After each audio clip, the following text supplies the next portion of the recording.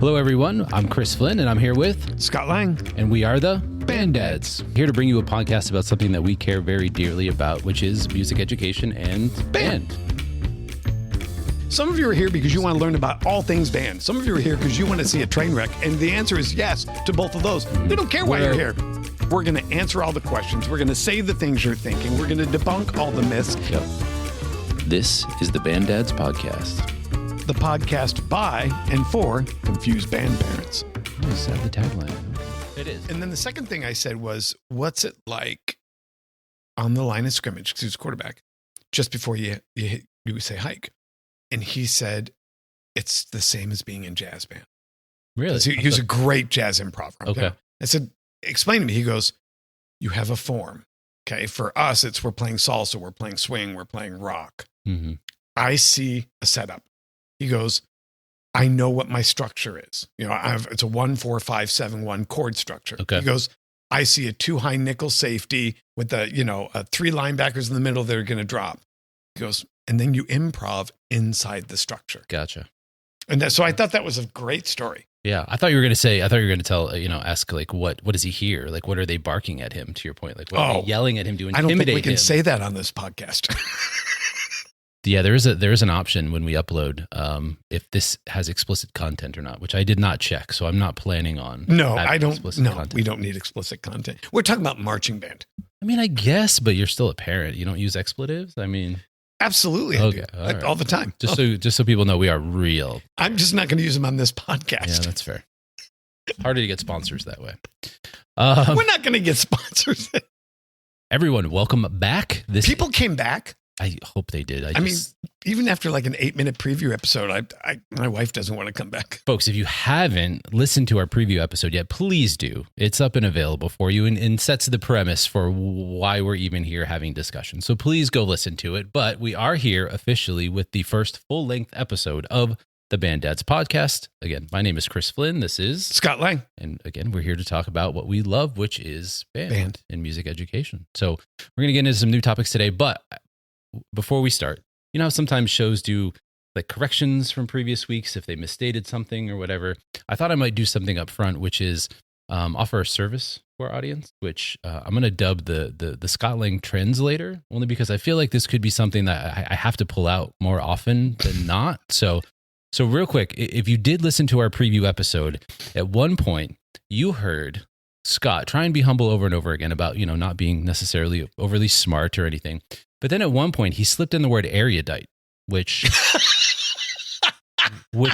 I didn't necessarily catch live, but listening back to it, I was like, wait, what did he just say? Right? To the point where, again, I ultimately, like probably a lot of you, if you're not familiar with the word, had to go figure out what that was.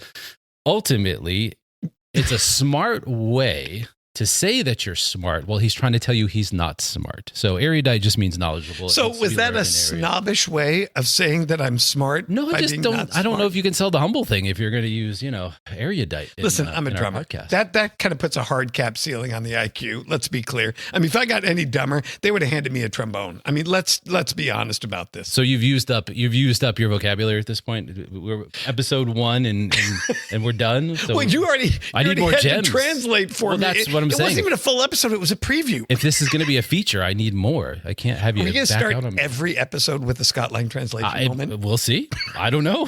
We're still early on. If it calls for it, yes, we will. But, we'll find out in the future. But what we promised at the end of the preview episode is some conversation around why band, and specifically Scott wanted to point out that, band is there to support the football team. So there's going to be some conversation around really what is the purpose of band and why music in the first place. Again, we love it enough that we decided to sit down and have a conversation. Well, you realize when I said that I was being sardonic. I wanted to give you a word for next week that you could lead off the podcast. It's more fun if you don't, but okay, I appreciate that. Thank you. I'll try and find another one. It'll be more fun if you don't realize you're doing it. Sardonic is way better than erudite. I don't know that it is, but I failed at being erudite by using the word sardonic. Hard. Yes, you're trying too hard. Just let it be natural. It'll come out. God, I promise. Just let it happen. Oh my goodness. So Chris, let me ask you, why band? Why band? Yeah. Why band for me? Yeah. Why band for you and your kids? Because you're old. You can't be in the band. No. It would be weird. there's bands for me. It would still be weird, but there's bands I could be in. So I did some band growing up. I was in band until basically the end of junior high. So when it came to high school, I didn't proceed in band, mostly because I was pursuing other interests. There were some sports and some stuff that I wanted to do. Also, I don't want to get sidetracked, but my family owned a business and I was working already kind of at that age and whatnot. So there was enough distractions, plus really nobody promoting band, that I just didn't stick with it. So, but it doesn't mean that I still don't love music and have a love for music. What music means to me personally, the therapy it gives me, the way I can relate to it, there's just a lot of benefits for music in general. But what do you see as the reason for band for your kids? For my kids, it was something that I thought was going to be good for them because not only were they learning a new skill set, but that skill set was something that being interpreted in a way that was also cooperative with other kids, meaning that certainly they would learn a piece of music, but that piece of music is something they learn in conjunction with a group of other people that they then have to learn how to play together and come together as one to create this, this sound and this tune. So certainly something teamwork related. Again, they were going to be, responsible for an instrument. So I thought there was some maybe accountability for having to take care of, and look after their instrument and all those things. Plus, I'll be honest with you, Scott, I thought it was a good distraction. I feel like if I think back to when I was a kid, most of the things I did that I shouldn't have done was probably because I had a lot of idle time. Oh, 100%. I didn't have a good distraction. There's 100%. The number one reason you put a kid in band is because it occupies the free time. Yeah. Because free time, idle hands are the devil's playground, so to speak. But it's interesting what you point out, because you talked about sports and you talked about all the things that your kids are learning as a part of being in band. And that's where we as professional music education have failed horrifically. Yeah. So let's go back to sports for a second. Okay. So did your kids play any sports? Yes, we partook in sports. We played basketball, baseball, soccer. So we did several sports. Okay, cool. So you put your child in soccer because you thought they were going to be the next Ronaldo, right? Not really. Okay, you put your child in basketball because you thought they were going to be the next Kyrie Irving, right? Oh, God. No. You totally thought that they were all going to sign a Supermax contract, live a life of luxury, and take care of you and your wife in the style in which you deserve to be treated, Chris, right? It did not seem likely. No. That was not the reason. No, because sports has done a really good job of creating a universal understanding of what the purpose of youth sports are in particular. Okay. The purpose of youth sports, when you ask any parent, why is your child in soccer? Why is your child in baseball? Why is your child in football? They will not tell you to be in the major leagues, to be in the NBA, to be in the NFL. They will tell you because they want their child to learn dedication, commitment, teamwork, grit, understanding, being a part of something bigger themselves. Fair point? I would say mostly. Now, are we talking about the majority? Because I think there probably are some delusional parents that think that if they start their kid young and grind them to the bone, maybe that's how you create a superstar athlete. And there probably are some people in music who feel the same way. But by and large, there's a common understanding. There's a common acceptance that I put my child in sports for everything but sports. Yeah, that's fair. The lessons you learn on the What we've failed in music is that we've failed to communicate that same purpose of music, that you put your child in music for everything but music. I didn't put my child in music because they were going to be the next Lang Lang. I didn't put my child in music because I thought they were going to be the next Yo-Yo Ma. I didn't put my child in music because I thought they were going to be the next Wynton Marsalis. Yeah, say a name that people know, will you? Kenny G. I didn't put my child. You told me to say some name people would know. All right, fair enough. I put you got to be relevant. You got to say Lei Fei, or you got to say somebody more current. I don't know who Lei Fei is. That's fair. Anyway. The point is, sports has done a great job of communicating. The universal understanding is that you do sports for everything but sports. Yes. Music has done a horrific job of that. So I coach my kids. In addition to my kids doing sports, I coach my kids. Have you ever coached your kids? I have a couple of times. Yes, I've coached my kids. Yes. I love coaching my kids. It's like, it's my band director fix where I get to see the same kids. I coach flag football. I've had the same kids for 12 years. They're now in college and they still call me Coach Scott. We've played over 500 games together. Now, tell me what you loved about that, because I can tell you I have mixed emotions. There were good moments, but there were plenty that just made me regret even choosing to coach my kids. Now, to be fair, I couldn't teach my kids piano. And I couldn't give my kids an instrumental lesson. That would be just a hot mess. That's fire on fire. But coaching my kids in something other than what my expertise was my greatest joy. And the reason I loved it is the same reason I love being a band director, is because I got to see the same kids every week, every day. I get to watch them grow, the inside jokes, the laughter, the fun. And these kids that I started in kindergarten, I watched them get high school diplomas and go on and play D1 football. 12 years you kept the same 12 years together. I kept the same team together. Wow. My younger son, I started in kindergarten. We kept them all the way together for 9 years till they were freshmen in high school. Wow. And that to me is the same thing as music, because I get to be an adult to these group of kids for a long period of time. And I get to teach them lessons that will go on long after I'm their coach. Sure. Just like as a band director, no one ever comes back to me and goes, oh my God, Mr. Lang, it was the C-sharp chromatic scale that changed my life. Well, then you had no life. Let's be clear. Mr. Lang, it was page 47 in the drill that made me the man I am today. Well, then you're a serial killer, right? I mean, yeah. Kids come back to me and they say, Mr. Lang, you pushed me harder than anyone ever has. Right. You believed in me when no one else did. Right. You made me accomplish things I would have never have accomplished without you. That's what music is for. Right. And we have a universal understanding of that in sports, but we don't have that same universal understanding. Why is that? And well, it's because we've put it in the educational structure. Now think about this for a second. Okay. You don't expect a kid in kindergarten on first year playing football to throw a 70-yard dart with a football, correct? No, absolutely. You don't not, expect a kindergartner to sink a half-court shot with a swish. Fair point? Fair point. You don't expect a kindergartner to hit a 90-mile-an-hour curveball. Fair point? Fair point. Okay, now let's go to the academic setting. Okay. Do you expect a kid to be fluent in English after 1 year in English in kindergarten? No. Do you expect, speaking of pivot tables, do you expect a kid to understand how to work a pivot table after being 2 years in the educational system? No one can do what I do. Do you expect, no, I magic. can't. I can't. It is, magic. It's voodoo magic. It's magic. Do you expect a kid to be able to name all the major organs and their functions after 2 years in science? No. Put a kid in band in 2 years. If he's not great, the parents are like, well, he wasn't meant to be. And they get him to quit, because we haven't communicated the fact that no one ever goes, well, I took Mandarin for 6 weeks and I'm not fluent. I'm out. Right. Yeah. We haven't done a good job of communicating two things in music. Number one is you do music for everything but music, in and including, and I agree with you, to fill a child's days so they're not sitting around with idle time. Right. The second thing that we do a horrific job is telling people, this is not a 1 year journey. This is not a 2 year journey. Just like football, just like baseball, just like basketball, fluency and mastery takes years, if not decades. Parents universally understand that as a part of the educational process and the athletic process, but parents don't understand that about the music making process.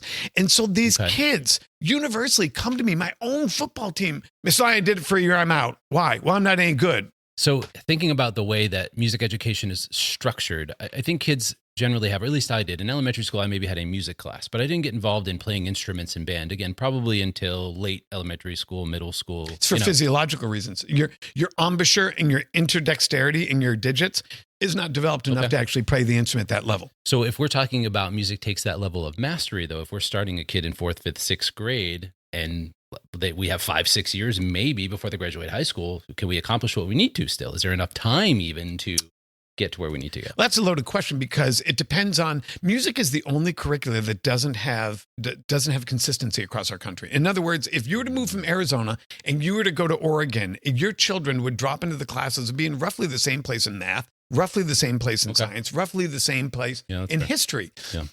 In the East Coast, they start band, let's say in the 6th grade, and they meet 1 day a week and it's after school. In Texas, they meet 5 days a week, but wait till the 7th grade. In Arizona, in our district, we start in the 4th grade, but it's every 3rd day. That there's no consistency. Right. And so there is no one way to teach music. So whether a child is fluent depends on when they start and the frequency of their instruction. Do you, just out of curiosity, do you remember when you started? Yes, I started in the 5th grade in elementary school, and it was a superimposed pull-out program, which is a fancy way of saying it was a superimposed pull-out program, which means it wasn't inside the school day and was not a part of my schedule. It was superimposed on top of the regular schedule, and we were pulled out of class. But it was still during the school day? It was still during the school day, Gotcha. But it was not structured on a bell schedule like you and I would think. Okay, you know what? Now that you say that, actually, I think I probably had a similar experience. So 40% of our country does the superimposed pull-out method, and it's a varying start date of 4th grade, 5th grade, 6th grade. And the interdisciplinary approach, you wait till middle school, and it's a part of your bell schedule, and you get it 5 days a week. That's about 60% of our country right now. Okay, because for me, it was 3rd grade. And I think everybody started in strings. So I played like viola. See, there's a perfect example where that wouldn't happen in Arizona. Everybody starts on a wind instrument, and then you can move to strings a year later. Gotcha. It is truly, we're a hot mess. I mean, we really are a hot mess. Yeah. We know it's the only curricula Think about this. If your elementary school principal were teaching math incorrectly and knew about it, there'd be a lot of angry parents. There'd be a problem, yes. If we were teaching the alphabet backwards and we knew it was the wrong way to teach the alphabet, people would be pretty upset, wouldn't they? They'd be calling for people's jobs and heads, right? Yeah. I mean, but I guess the difference is maybe I know enough as a parent about math. I know enough about English language or the alphabet to say this is being done wrong, where I don't know that exists. Because there's a third place we fall short. We as music educators fail to say, here's the right way to teach music. We know it based on data. We know it based on fluency. We know it based on kinesthesiology and body preparedness. Gotcha. We know structurally and sequence and scope how we should teach music, but we don't tell anyone. And so literally 40% of our country is teaching music incorrectly, and nobody's saying a word. Hold up. Wait a minute. Now just wait. Hey everyone, Chris here, introducing a feature that you will hear me do from time to time called Hold Up. Sometimes during recording, Scott is throwing out so much information that I'm still digesting it and don't always get a chance to react during the show. I'll go back and listen to some of the information during edit and think, why didn't we emphasize that more? These hold-up segments will be me breaking the fourth wall like Ferris Bueller would to speak to you, the audience, directly about moments in the show. This moment is to reflect on what Scott just said, that 40% of the country is teaching music wrong. I want you to let that digest for a moment. That's a huge number. I think that ends up being allowable because in the end, frankly, we just don't know any better about music education to challenge what we see as wrong. Let's look at 40% in some other context. A score of 60% itself is a failing grade in school. If a surgeon got 40% of their surgeries wrong, they wouldn't be allowed to practice anymore. If a pilot got their landings right 60% of the time, well, they wouldn't be allowed to fly. If a restaurant got a 60% on their health inspection, they would be shut down. And I don't know, let's say a first responder only responds to 60% of calls, it would be disastrously tragic. All right, so some of those examples are a little more extreme compared to the actual topic at hand, but I think you get the point. Why is this acceptable? Short answer is it's not, and as Scott is going to tell you, your voice as a parent is one of the most powerful ones to help change that. Now, we aren't saying go confront your principal, your music director, and, go to the school with pitchforks or anything, but we are saying to get more engaged and astute to how your child is being taught. Maybe this is something you need more information or background on. Shoot us an email to feedback@banddadspodcast.com and let us know. All right, let's get back to the show. That sounds like a problem. Yeah, it is a problem. How do we solve that problem? That's probably another episode. Music educators need to be better at advocating for the right way to do things. But the problem is because of insufficient funding, because of insufficient knowledge, and because of insufficient parent pressure, that no one feels the pressure to get music right. You feel the pressure to get math right. You feel the pressure to get English right. As a principal, you feel the pressure to get science right. You don't feel the pressure to get music right. Never once in my... when I got evaluated 16 different years, and never once did my principal say, Scott, I think the penultimate phrase in the B section of the chorale was a little premature. It was literally, hey, it's not chaos. The parents love you. You're teacher of the year. Like, he has no conceptual understanding of the right way to teach music. That's fair. And so it's incumbent upon us as music educators to apply that knowledge. But then without that knowledge, without pressure, won't achieve anything. Which, you mentioned how the lessons in band are relatable to sports. And to some extent, already if it's not being taught correctly, if we're not sure, we don't understand how to teach it correctly, it's probably that much worse because you are already being competitive against sports because people are now starting kids in sports 100%. 3-4 years old. And if we're saying that a kid can't even get to touch an instrument until 5th grade, well, you're already behind the curve considerably. Well, they should be getting music in the structured school day. It's just not instrumental music. That makes sense. Just like we would not put a helmet on a kid until he's X height, X weight, and X age because they're not able to absorb that type of physical contact. We shouldn't put an instrument because what'll happen is that child will fail and they'll be repelled away from music. You have to think about this. Like if a kid has a really bad math experience, you know what happens next year? They take math. Yeah. If a kid has a really bad English teacher, you know what happens next year? Yeah. They take English. Yeah. If a kid has a really bad music experience, you've killed music for that child for the rest of their lives. Yeah, that's a good point. So talking about math, talking about science, talking about English. You believe in all those, don't you? Yeah, I definitely believe in those things. Well, me too. I mean, as a parent, I don't want... But the thing is, here's what's really interesting to me is that if we genuinely believed in math, if we genuinely believed in science, if we genuinely believed in English, then we would believe in music. Because we know that every data point tells us, every data point, mathematically speaking, tells us if a child's involved in music, that they're going to be more successful at everything they do for the rest of their life. Now, I'm going to go on a rant here, so just brace yourself, Chris. Brace yourself, listeners. Oh, boy. But just get a little cup of coffee and join in the parade. But here's the thing. If a child's involved in music, we know that they're going to have higher test scores. We know that they have better language acquisition scores. If a child's involved in music and they stay in music and they don't leave it, we know that they're going to graduate with a higher graduation rate. We know they're going to have a higher SAT score by 14% on the ACT, 43 points on the verbal portion of SAT, 57 points on the math portion of SAT. If they're involved... Wait. You said we know. What do you mean we? I think that's part of the problem. How do we know? I feel like a lot of us don't know that. When you say we... That's a really good point. How do we know that? We, as a music education and scientific community, have done validated studies which prove without a doubt that literally music makes almost everything better. Now, I'm not going to say it solves every problem, and beyond that, think about this. We have higher graduation rates. We have lower dropout rates. If you're involved in music, you have a lowest lifelong drug abuse rate, lowest lifelong alcohol abuse rate. If you're involved in music, you have less likely of dementia. If you're involved in music, you have less likely of depression. I've yet to find... I'll challenge you this, Chris. Challenge. Ready? Challenge me. Find me one problem music doesn't make better. Feedback at banddadspodcast.com.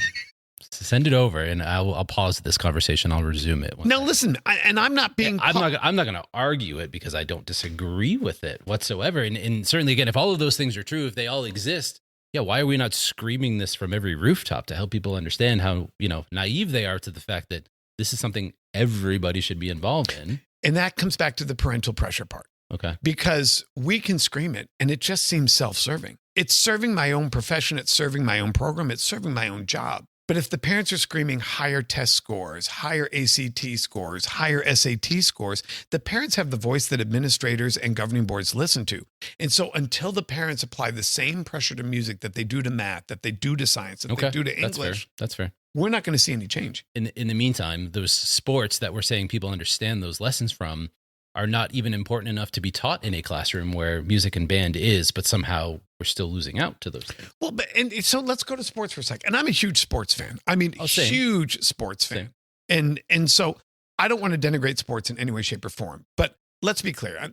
Let's play a little word association, a little game set. So, Chris, you strike me as a fairly open-minded human being. I was hoping you were going to say something nice. Okay, thank you. Because you are nice. Thank you. Okay, you would never treat someone differently based on the color of their skin, would you? I would not do that. No. Okay, you would never treat someone different based on their gender, would you? No, absolutely not. You would never treat someone different based on the place that they worship. No. Place they went to school. No. Language they speak. No. Place they were born. No. People are people to me. Then socioeconomic status. No, absolutely not. Height or weight. No. We do in schools. What do you mean? Think about this. Me, and if you haven't checked out the video feed, this is a good chance, folks. Me at 5'6", 150 pounds, which is the heaviest I've ever been. In high school, I was 5'4", $110. Am I ever going to make the lineman of the football team? Yes or no? No. Am I ever going to be the starting center of the basketball team? Yes or no? Center, no. I don't know if you'd find a spot somewhere on the bench there. Not on a good team. Okay, fair enough. But you get to play. So look at my son. A perfect example. My son, he's a good little athlete, but he suffers from the genetics of his parents. He's 5'2" and he's $115. He went out for his junior high school football team. 77 kids went out for 20 spots. Ouch. And the 20 that made it had already been through puberty. Now, is going through puberty in my son's control? Is his height or weight in my son's control? No, not at all. Then how's it different than the color of his skin or his gender? He was born that way. He was born that way. That's true. And I love sports. I'm not in any way, shape, or form throwing shade against sports. But what I'm saying is sports don't include everyone, and music does. So I guess you're not wrong. In sports, I mean, there's certain things that you have to do, I guess, conditioning wise. But I guess you're right. I think there's definitely an opportunity, I think, for someone to be built a different way to disqualify from that activity. I mean, you and I go to our Friday night football game. Fair point? Yes. Now, to the listener who doesn't know it, our football team played for the state championship this year, so they're not a bad team. Second time in 3 years. Yeah, second time in 3 years. Yes. You ever stood at eye level when those boys walk by you? They are men children. That's a good point. They eat people like me for breakfast, That's right? fair. Yes. So does my son ever have a chance of making that team? No, and I guess what you're saying is that it's not necessarily his fault. Genetically, no, he's not, and I don't view And I don't want to make light of the struggles of people of color. I don't want to make light of the struggles of people of language. That's not the right. We're not drawing that. But what I am trying to say is my height, my weight, my athletic ability is no different than my gender, the color of my skin, or where I was born. At the end of the day, you're right. Music not only does all those incredible things that I shared with the higher SAT, higher graduation, higher college attendance, higher college graduation rates, lower lifelong drug use, all of those things, it does that, but it does it with every child. If you're, I have a friend, you Google it right now, Adam Mewhorter in the Southmore High School Band. You'll watch it, and this is a phenomenal band. And what you'll see at every performance is a band director pushing a kid around in a wheelchair. He's in marching band.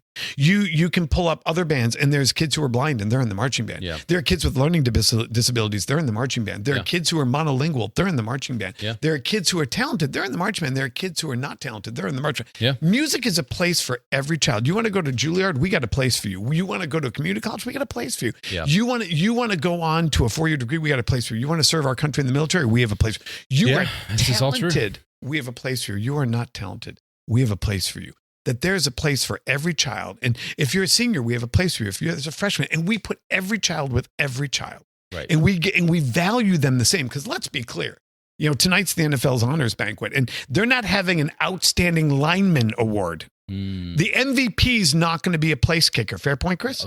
No, they will not be. Good. We don't value them. The coach of the year is not going to be the third defensive linebackers coach, is it?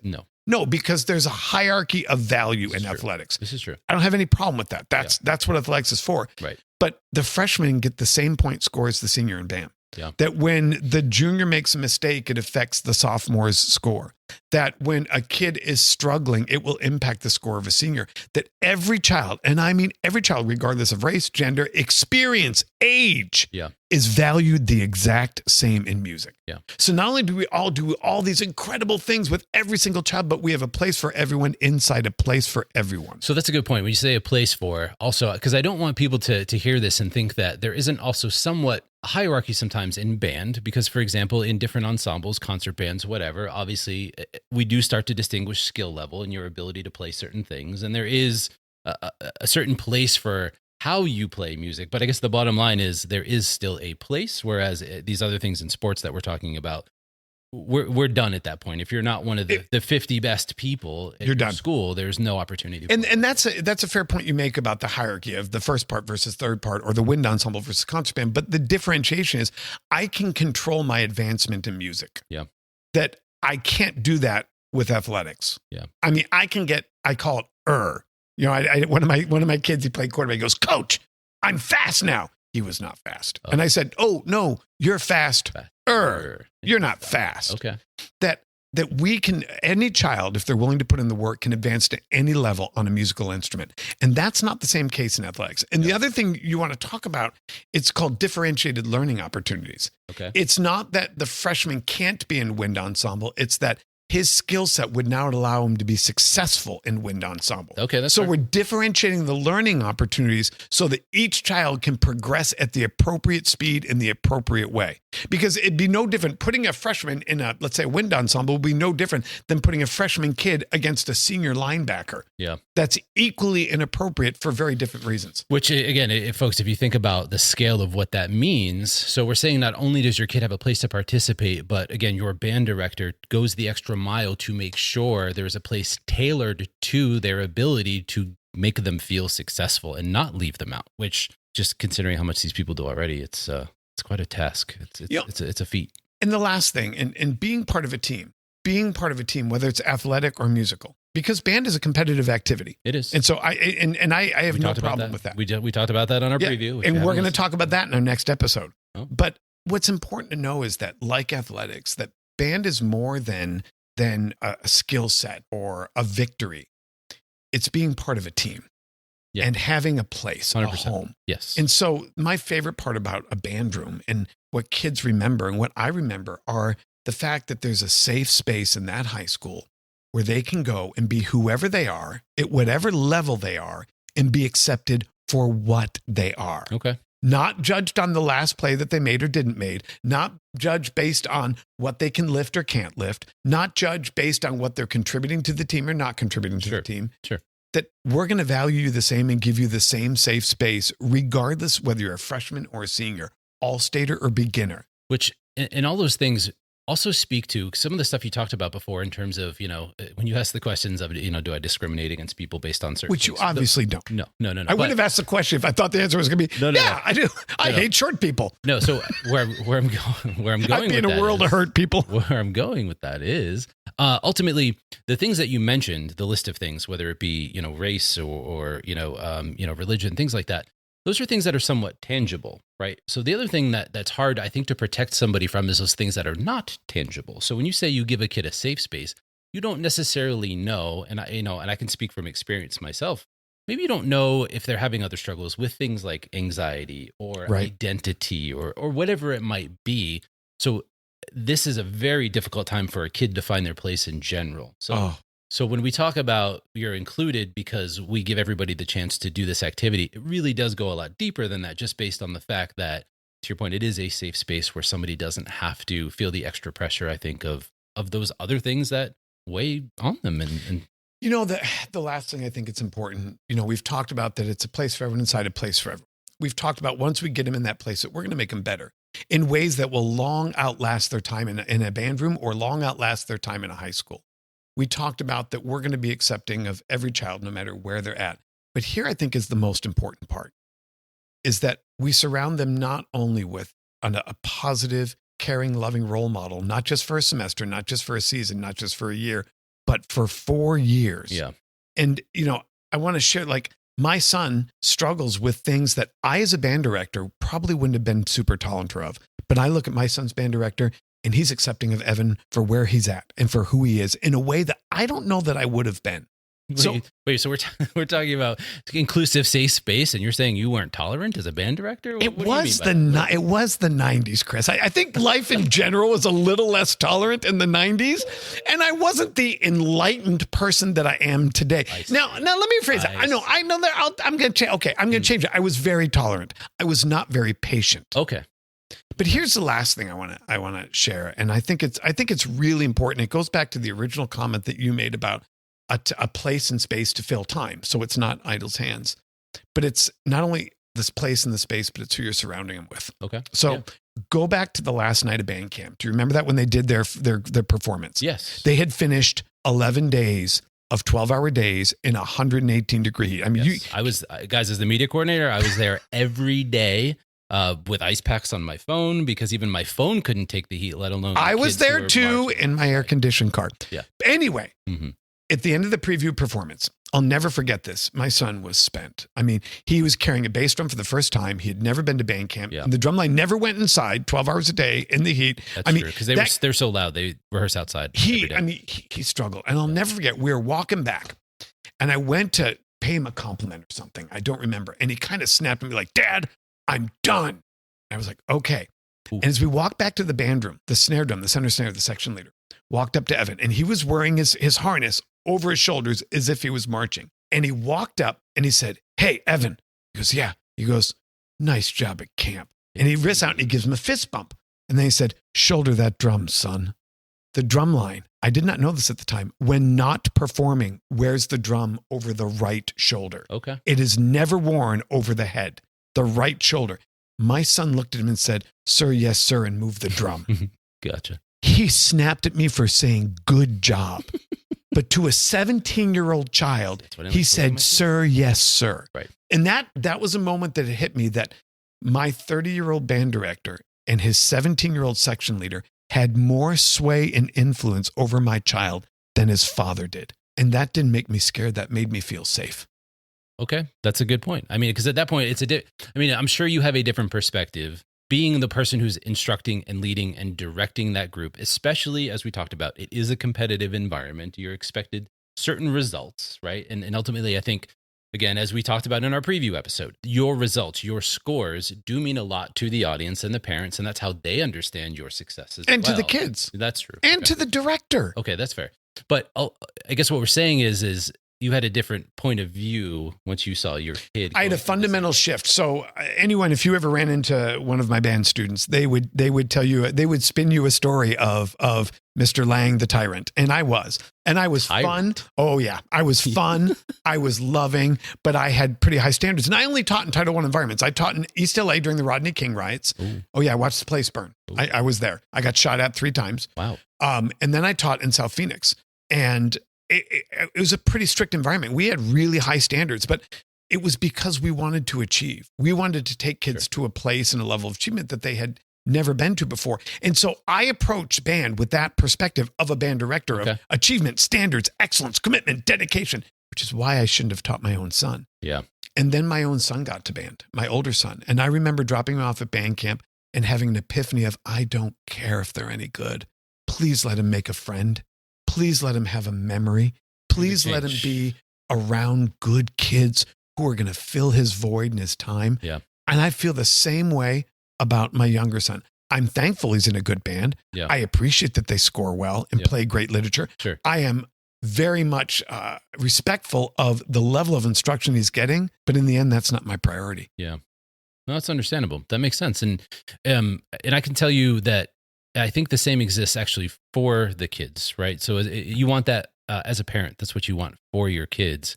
And certainly, again, my daughter is in marching band. She just finished her second season, and the lessons that she's learned are boundless, and as a sophomore, she's in varsity jazz. She's, pushing for section leader next year as a junior for her section. And I think she's done what she can to earn all those things. But I can tell you that I did have an assignment as the media coordinator at the end of last school year. We did a video at the banquet, the end of year band banquet, that was meant to be a preview video to help promote the band. It could be for sponsorships. It might just be for kind of recruiting, whatever it might be, just something to show off the band, what they've done, what they've accomplished, all that kind of stuff. So we thought it would be important that we get the voice of the students involved. So we interviewed a bunch of kids at this banquet. And I would tell you consistently, when we asked the question, what was your favorite part? What do you remember most about band? Again, this was a group that did win a state championship, by the way, in 2022. They won a state championship in marching band. So certainly I think, maybe I was expecting to hear some of those things about the achievements and the scores and all that stuff. Not once. Every single kid said the friends I made along the way was the most important thing. The memories I made, the family that I now keep with this group of people that means something to me. That's what they said consistently over and over again. So certainly even the voice of your students echoes the same thing, which is that's what means the most to them at the end of the day. So parents, don't forget the 4 lessons of this podcast. The 4 takeaways are, number 1 is that it's not a short journey. You're not going to achieve mastery at any time soon. It's a 2 and 3 and 4 year, if not a decade long journey. Okay. So you bring up a good point. Now, what do parents do when they're faced with the opposite? When your kid wants to quit, what do you do? What do you say? How do you tackle? It's going to take me a second. Hold on. No. If your kid wants to quit brushing his teeth, what do you say, Chris? Practice. Get right into that mic. No. Your kid wants to stay up all night. What do you say if it's a school night, Chris? I'm going to bed. Oh, I think you wanted me to say no there. I did. Gotcha. We say, if a kid says, I'm not taking math after the 3rd grade, what do you say? No, the school won't even let them if they wanted to. So yeah. I would never tell anyone how to raise their child. That is not my place. Sure. I am far from the perfect parent, but I will tell you, I said no to my own children. Okay. And that was the rule in my household was you don't know what you don't know. You have to stay in music until the end of your freshman year. And then you can only leave if you replace it with another activity. Okay. Because you have to be involved in something to that point of that void of time. Sure. But I know if I can get my kid through that first year, if I can get them in that environment, in that space where they're challenged and where they're loved, if I can give them a home, if I can fill them with joy and laughter and memories, right, that they're going to want to come back. Yeah. And so for me, again, I would never tell any other parent what to say to their child. But for me, I said no. And I told my boys, that's the hill I die on. Yeah. Like, let's be clear. This isn't your mother's fight. When you're angry about rehearsal, when you're angry about practice, when you're angry about signing up for band, you come scream at me because that wasn't your mother's choice. That was my choice. Gotcha. Because in the end, I know that the benefits outweigh the struggles in every way, shape, and form. And I'll just ask you, the same way, the way I said, there's nothing I haven't found that band doesn't make better. I would ask you, I would challenge you this. If you can find an activity that's better for children's brain development, social emotional development, for their physical development, I'll sign my kid up tomorrow. That's accessible to every child. Okay. But I don't think you can find it. Yeah, I don't have anything in my mind. Again, if anybody has anything that they want to share that again challenges this notion that Scott's presenting, then again, send us a note, let us know. But it's hard for me to argue because otherwise I probably wouldn't spend the time having these conversations with you because I believe in it as well. But it is a challenge, and again, as kids get older, they really do start to look past what they're doing now onto what they're going to do next, right? And if parents, music educators, whoever is responsible for helping them understand that what next for them is not necessarily, being a professional musician, they don't necessarily, again, I don't feel like they have the knowledge that they need to, they themselves make the decision to say, I'm going to stay doing this versus, again, I'm seeing it, with some of my own kids right now. And I know some of their friends have an opportunity to attend this kind of vocational technical school as part of the high school program. They feel like they're going to get an additional skill set from, that institution that is more valuable to them than music is. Well, I can't speak to this. What's more valuable to someone? I can't. Okay, but what I can tell you is I'm going to, I know the program you're talking about. It's got a great culinary program. Fair it's point? Amazing. No, the school is itself. Will you cook after high school?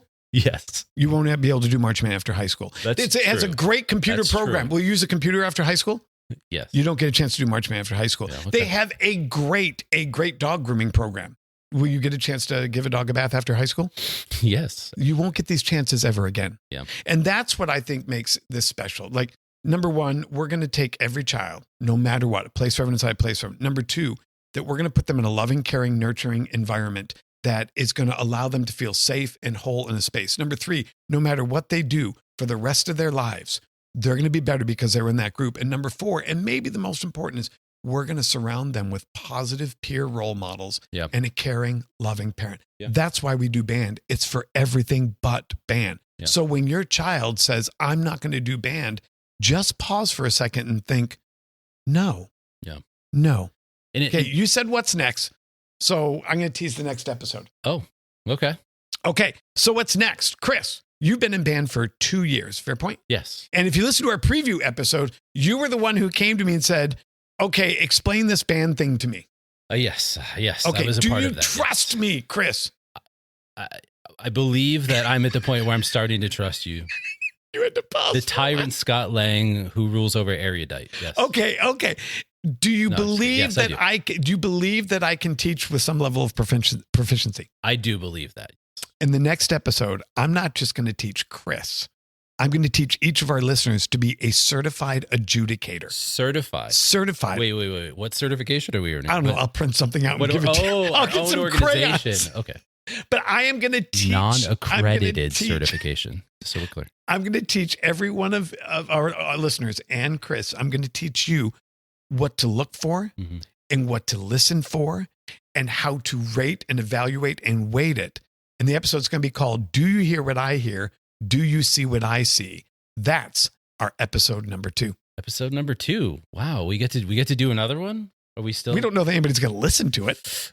We did say that you're stuck with us for 8 episodes regardless. That's true. So here we are. I'm not a quitter, are you? No, I don't plan on quitting. If you guys want to find all of these episodes, please visit us at banddadspodcast.com. You'll have a full directory of all of our episodes there. There's other opportunities there to connect with us, social media links, feedback forms, lots of good stuff there. We do have an email address, which is feedback@banddadspodcast.com. So shoot us a note, shoot us an email, challenge Scott Lang. But if you have any additional stories to share with us that you think would be insightful, things that you want to share with other band parents other than this podcast, let us know. Share with us. Tell us, because we do want to include you in the conversation. Of sharing, be sure and share this with your fellow band parents. Yes. Our next episode drops in 2 weeks. We're on a 2-week bi-weekly drop schedule. Okay. And when you come back, we're going to turn you into a certified evaluator. Non-accredited. Thanks, guys. We appreciate you listening. We'll see you next time.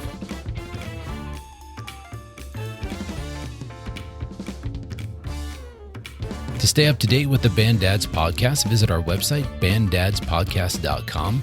Want to communicate with the Band Dads? Send an email to feedback@banddadspodcast.com. The Band Dads podcast is a 5 Deuce Media production.